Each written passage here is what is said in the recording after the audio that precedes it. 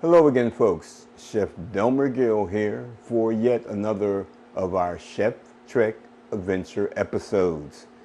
This is the cooking at home edition, but we're in the home of a buddy of mine, Chef Pete.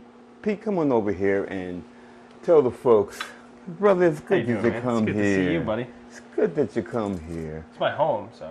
Yeah, and what a lovely home you have. I try to come here every day. Good move. Good move. Pete, what are we doing today?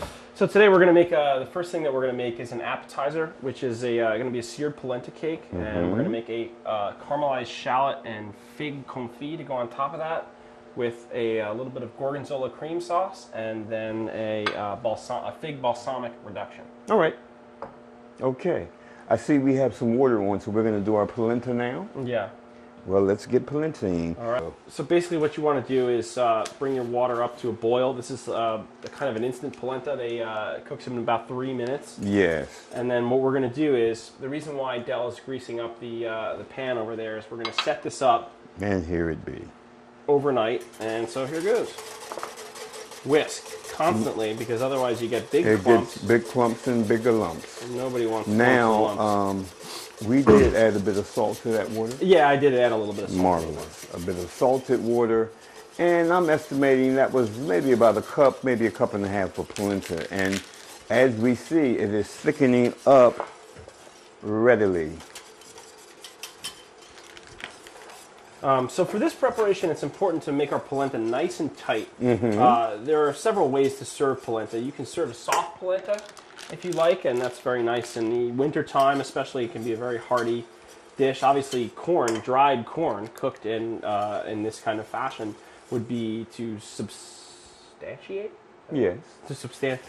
You know what I to like sustain about life this, during the winter time in colder climates, right? And what I like about this, even though this is just our plain polenta to make the cakes, but you can add a number of different herbs or spices to that. So one of the spices, my favorite spice to use in this is fresh nutmeg. And fresh nutmeg is very different than the ground nutmeg that you typically see in people's kitchens. There was a... now, how much of this do we need here for this application? I would say 3 or 4 scratches. Right in you want there. It right, right in there, yeah. Okay. Go right in there, bud. A little more? A little bit more. Perfect. Marvelous. All right. Ah, but there's nothing like this. There's nothing. We have heard of comments from other people in the industry that have their own little opinion of what we get from the store in the market of polenta. Yeah, there was a polenta of nutmeg. Yeah, there was a French chef that I have a friend that went to French Culinary Institute in Manhattan, and he told me that there was a recipe that they were using that was involving nutmeg. And so he said that the chef came and said, "Okay, we need a very thick French accent. We need nutmeg for this recipe." And so they handed him a jar filled with the ground nutmeg. Yeah, you can say goofball. I heard what you were about to say. Now. And the chef takes the ground nutmeg, he throws it into the garbage, and he says, "We need to find a nutmeg for this recipe." So now we have... Pack it out nice. So I like to take a little some wax paper, piece of plastic. Yes. Wax paper, whatever you like. To tap it all in, get it all filled nicely.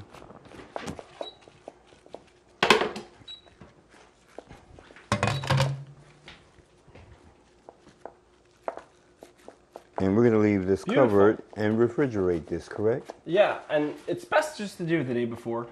And, why take a chance? Because if you don't let it cool enough when you go to try to punch out and fry the fritters, as it were, they just fall apart. So, through the magic of television, and I've always wanted to say this because I've never been on a cooking show before in my life. Through the magic of television, we happen to have one that I made. Well, I'll be darned. Look at that. So, actually, this is what our polenta will look like once it's been refrigerated for at least overnight. But yes. I have done in a hurry things and, done it in a couple hours. In the freezer? Yes, in the freezer. Yeah. But the more you let it sit, preferably refrigerator and overnight is the best way to do this. Now, Pete, we're going to cut these with our little ring. Which ring side are we using? Just use the flat side. Punch out. You can get 2. You should be able to get 6 nice cuts. And then, Del, if you don't mind, just cut them in half afterwards, all right? Mm-hmm. So the next thing that we're going to make is a caramelized shallot. Yeah, once again, through the magic of television, we have the shallots are pre-sliced, pre-chopped. I just like to make a julienne cut. Mm-hmm. Yes, so I studied in the north of Italy in a town called Castiglione di Asti, which was in the Piedmont region of Italy, famous for white truffles and Barolo, Barbaresco, and Barbera wine varieties, as well as Asti Spumanti. So we'll season the shallots as they start to roast, as they start to caramelize, just with a little bit of salt. And what I like to do, the salt kind of pulls a little bit of the moisture out, and it'll help us develop the sugars just a little bit more. Okay. But you see those chopped up figs over there? Yes. We're going to add those. My cream came up. Yes. Right? So, I mean, it doesn't really even need to be over the heat. We just need to take a good bit of that gorgonzola. Okay. Do we need a spoon? I'd say that's about 2 tablespoons. 2 tablespoons?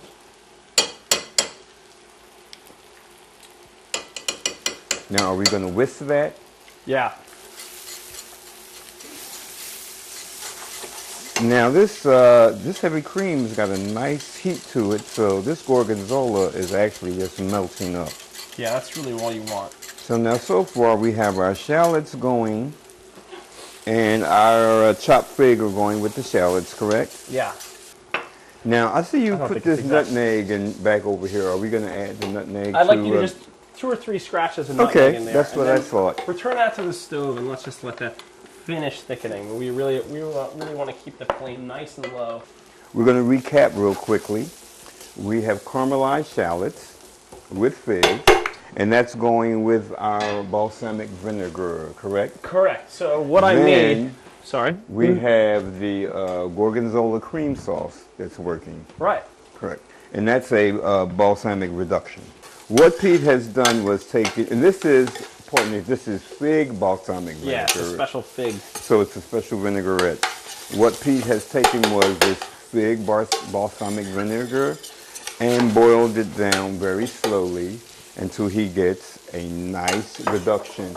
How are we with this? Yeah, so you see the figs are starting to kind of break up and get a little bit mushy, and we kind of want that to happen. And so what we'll do is we'll add a little bit of that, not the reduction, but just the straight balsamic vinegar to that. We already salted it, right? Yes, we did.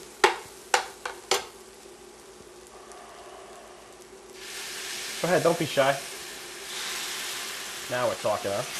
Now that was about estimating maybe 3 tablespoons.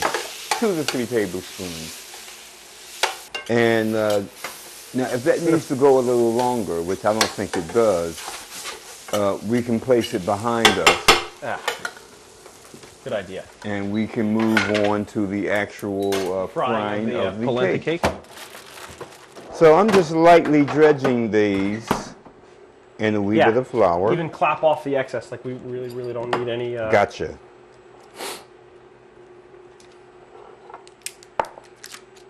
I buy French butter.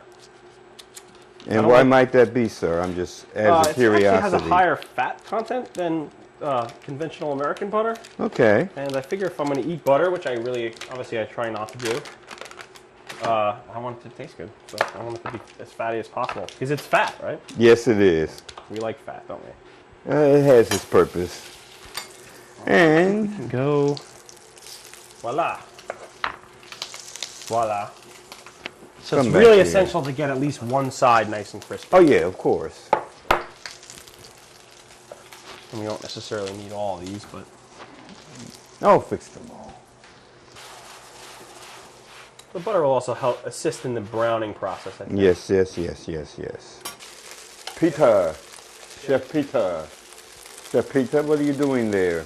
I'm flipping our little polenta cakes. Okay. Now we should be able to start with the ones that are mostly brown and let the rest of them go, correct?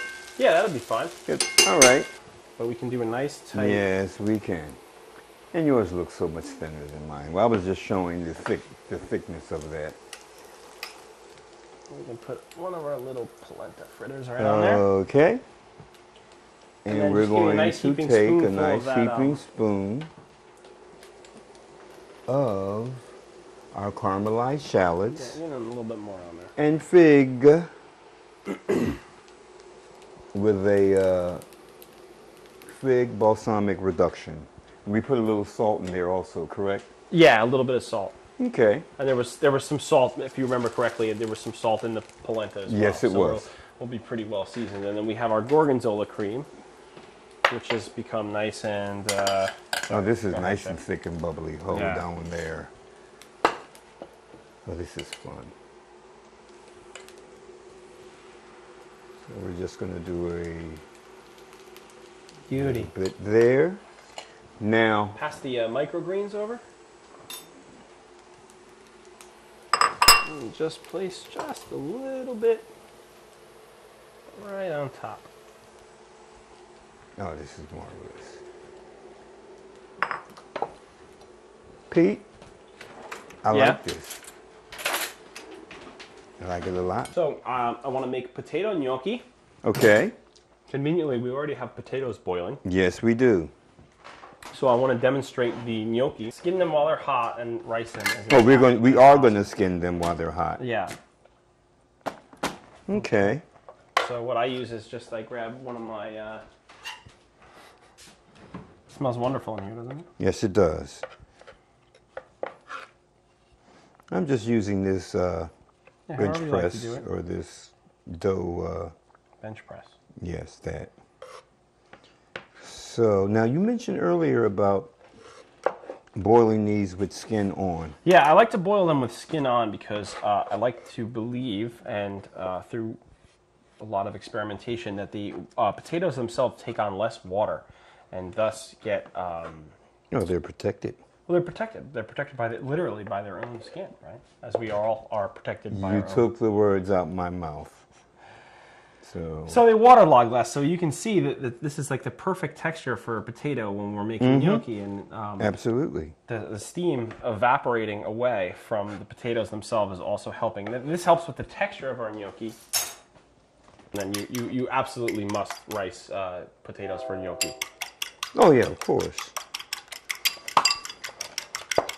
So I'm beating one egg.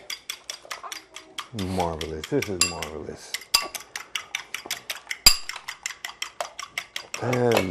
So four fairly large russet potatoes.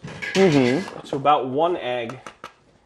And I would say probably something to the effect of 2 or 3 cups of flour is really the gnocchi. And the reason why we rice them when they're hot is because more of the vapor obviously evaporates. Exactly. So now I want you to add that flour, a good amount of it. A good amount of this flour? Yeah, to cover.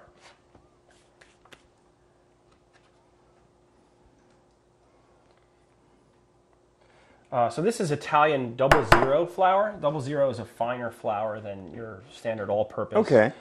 It's similar to a cake flour. They use it a lot in pastries. Alrighty. But one of the things, like what I was talking about, the texture of the gnocchi, we really want to go light. Get it as light as possible. Yes. There's nothing worse than gnocchis that are like bricks that sit in your stomach and they're chewy and they're gross. And really, what we want to look for is nice, fluffy, light, almost like little pillows. So we're going to put a little bit more flour. Yeah, and then I'll. So do me a favor, grab the nutmeg.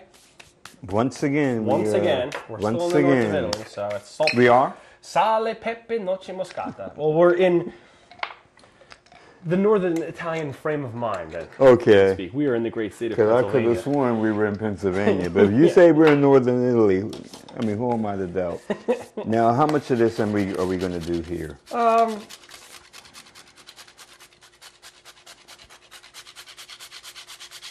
That's perfect. No. One more. That was too much. Come on, Dal. Let me take it out. All right. Now, we're going to incorporate our egg, correct? Yep. I just try to kind of spread it out as much as possible. Okay. And then you get your little bench scraper over there. Yes, indeedy. And we're going to make a dough. All the ingredients are there. And the salt, we put salt in the water when we were cooking the potatoes. I was about to ask you about the salt. So once we've salted our water, it may not be necessary to salt again. No, may not. But we will salt the cooking water when we actually do make the gnocchi. So, Del, every time that I make this, I use a tool to a certain point, and then I always say to myself, or out loud, or to myself out loud, however it is, just comes a time where you got to get your hands dirty, right? You mean like this? Like this. So we want to smush it. Ah, we wanted to smush. To get that kind of dough to start forming. Okay. Now, you wouldn't roll this, correct? Or would we? You don't really roll it. That's what I'm saying. But you would do a light knead? A light knead, like something like that. And That's then I what like I a was couple thinking. of foldovers. Okay. So on the foldy over, we're going to... Beautiful. And now come... do a little smash. There you go. Do a little fold. Do a little smash and fold.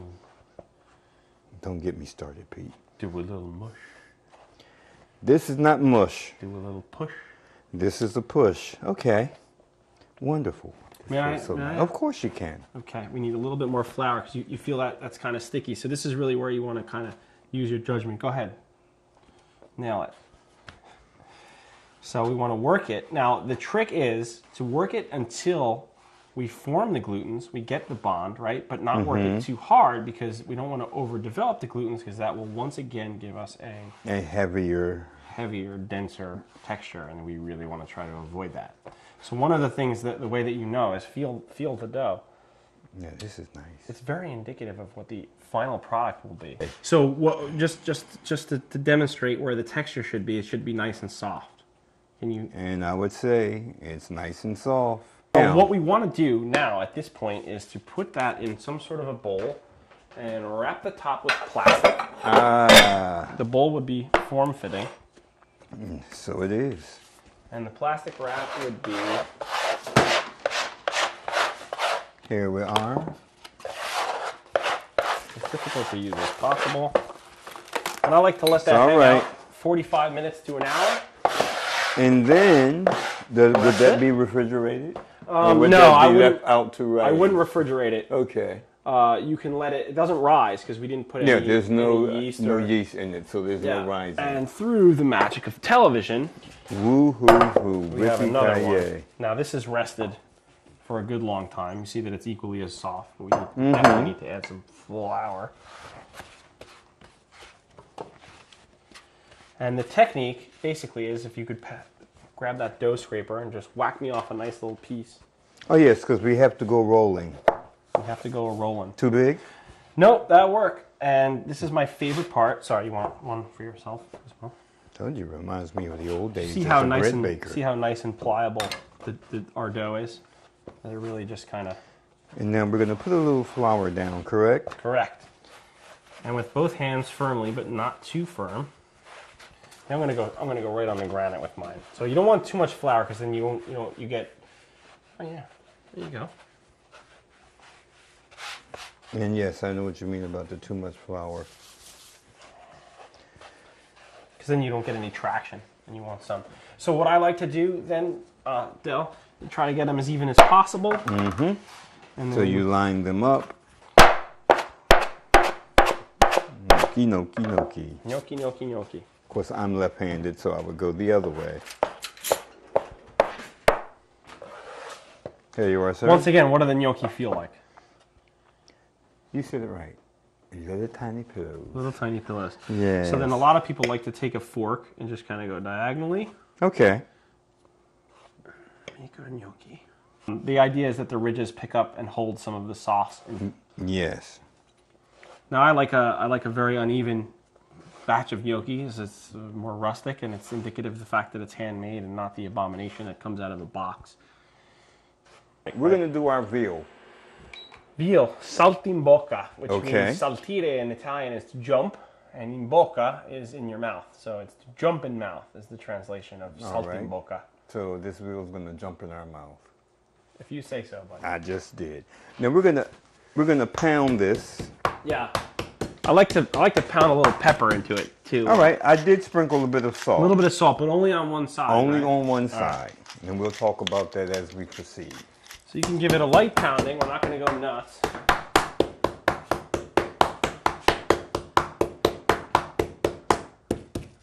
So pounding kind of breaks the muscle fibers down. Yes, it does. And makes the veal turn out to be a little bit more tender. Yes. A lot more tender, actually, I should This say. is a pounder, which helps to, as Pete said, tenderize. Meat mallet. So I want to put 1 sage leaf. This is sage. I love sage. Do we love sage? Yes, we do. Especially in the autumn, right? Yes. Now, our prosciutto. This is prosciutto. Prosciutto is a beautiful, beautiful thing. It comes from a region in the north of Italy called Emilia-Romagna, and they, well, actually, I shouldn't say that. That's not exactly true. The most famous of prosciuttos, prosciutto di Parma, comes from a town called Parma in Emilia-Romagna, which is not far from Bologna.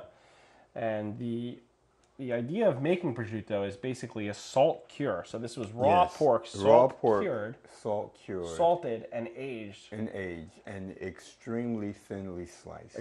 Okay. We'll get there eventually, bud. Yes, we will.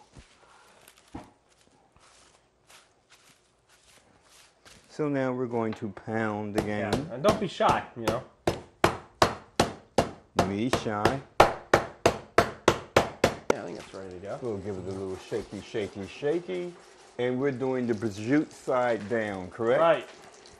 There we go. Ah, marvelous. Simply marvelous. Simply marvelous. Let's move this out of the way. And, yes.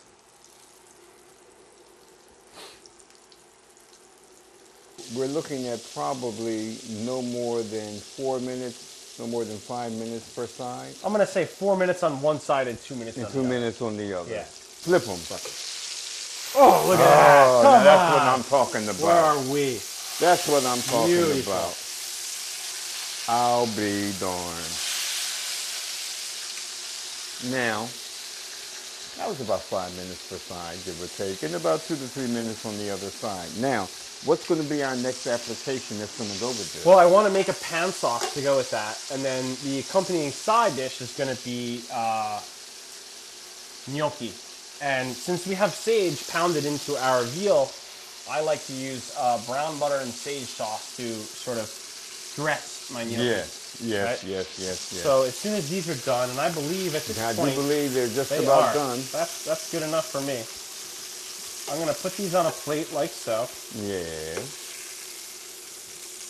We're going to set those aside, and we have all that. Why don't we leave this up for a minute? Okay. Why don't you hand me those beautiful shallots? Very precise. That's a half a cup, I would say. We have the olive oil with a little bit of butter. We've done our sage in with our prosciutto and our veal. Just give me a tablespoon of flour in there. Certainly. Do we need a whisk, or are you a big guy? No, I'm not a, that's plenty. So basically we're kind of making a roux, but this is... I understand. Now I see you have placed some white wine here. Yeah, I have about a half a cup. We're going to add our white wine.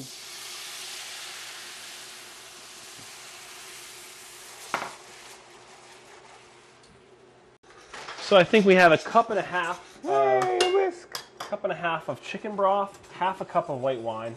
Okay. And we're going to just let that reduce. And we did add about a tablespoon of flour to kind of make a little roux to add to our thickening. Just to thicken it. Now, what do we have here, Pete? That's just a little bit of fresh parsley. And why don't you reduce that parsley down into little tiny pieces. So, Del, I think our sauce is kind of ready to rock. I do believe it looks so wonderful. So what I'm going to do now is actually I'm going to leave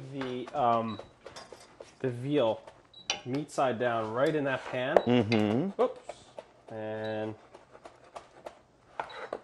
let that stay warm. Wonderful. And we'll set that aside. What we're doing is we're browning actually the milk solids. Uh-huh. Are browning in the fat. Yes, Maybe break them ever so slightly. Yes. And bloom those sage leaves out into that brown butter sauce. And our water's boiling behind you there. Okay, let me retrieve it. Spider, you want to bring that over onto the induction burner? There's a spider. I'll let her rip, huh?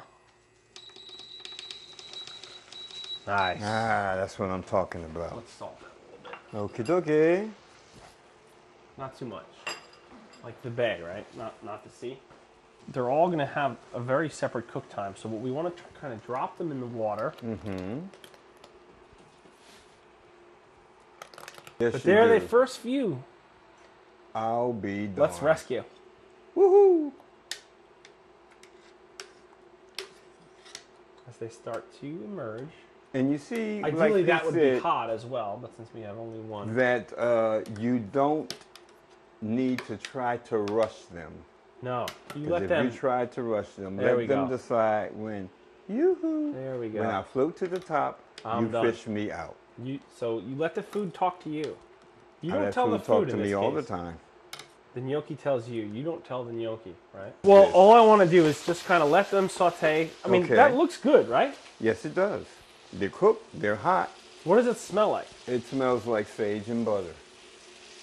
All good things. Yeah, absolutely. So we can add some of that Parmigiano Reggiano. You see that the butter and the pasta water has basically emulsified. Yes, it has. And I think that's it. I don't want any more heat on there, and we don't want to cook Parmesan cheese. Or you already are crazy.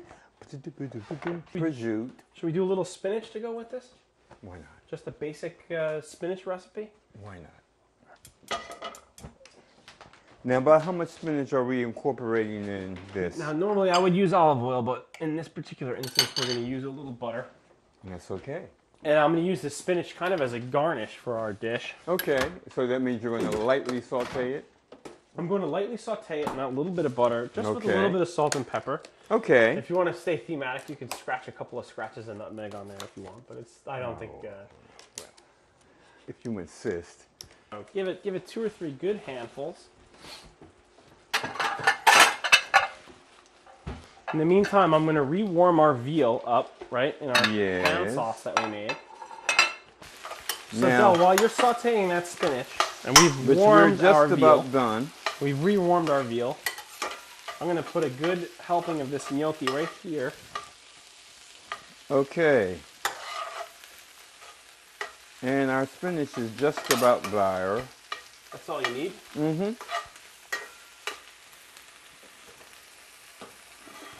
So I like to put the, you can just set it right down on the granite there, buddy. Now I want you just to make a small little pile of gnocchi. Just create me a little bit more of that Parmesan cheese right on top. Certainly. So we added the parsley to the pan. Okay. So then why don't we take one piece of our veal right here. I didn't mean to get one there like that. Another piece of our veal right there. One here. And one like this. Now, here you go, buddy. Now where are we placing our spinach? My sort of idea was just go a nice that's little what I nest was right thinking. on top. That's what I was thinking. That we would do a nice little nesty here. Higher the better, right? We can take a little bit of our pan sauce. Okay. Just kind of let it. There we go. And so the pan sauce and the gnocchi and everything, they're all related. It's all a big happy family on the Yes, indeed it is. So we have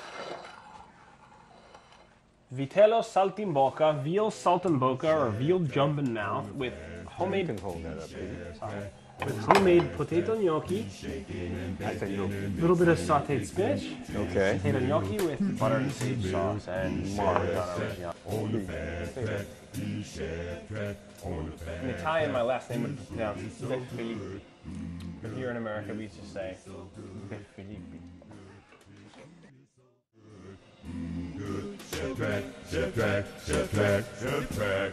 His food is so good. Chef Track, Chef Track.